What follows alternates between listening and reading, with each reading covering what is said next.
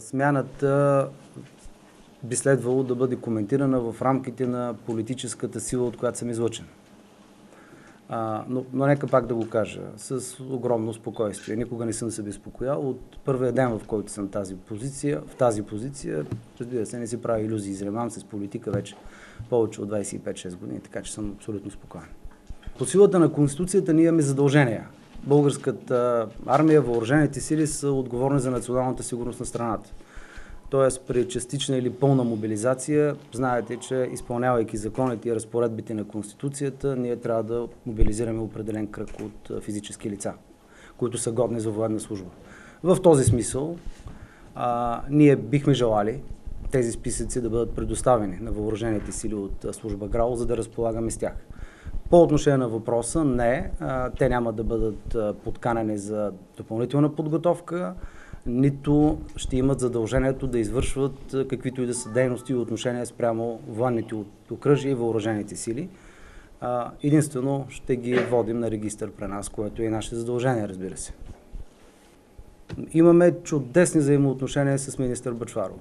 И не само аз, началника на отбраната, генералитета, в постоянна връзка сме, много добра комуникация, финализирали сме всички въпроси, които обсъждахме през последните месеци. Имаме готовност да се включим във всеки един конкретен момент и да подпомогнем, но нека ясно да го кажа, водещи в този случай са Министерството на вътрешните работи и Гранична полиция.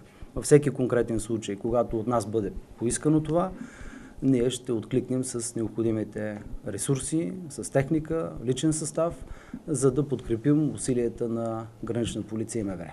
Имам готовност да подпиша във всеки един момент заповед, в която ще възложа ангажименти на началника на отбраната, на командира на съвместното командване на силите, на военна информация, служба военна информация, служба военна полиция и на военно-медицинска академия, както и на военно-въздушните сили, за да предприемат всички необходими действия там, където е необходимо, когато се касае за нарушаване на правилата и законите, които под една или друга форма регламентират статута и охраната на българската граница. Разбира се, че имаме пълна и ясна представа. Това работим. Не дайте да оставате с впечатление, че ние първо ще започнем да се подготвяме за това. Точно обратното е, готови сме във всеки един момент да защитим териториалната цялост, границата и да окажем, още веднъж го казвам, пълно съдействие на МВР и Гранична полиция при изпълняването на техните задължения. Имаме готовност, направили сме необходимите разчети. Тези средства ще бъдат, разбира се, за сметка на централния бюджет и така е редно.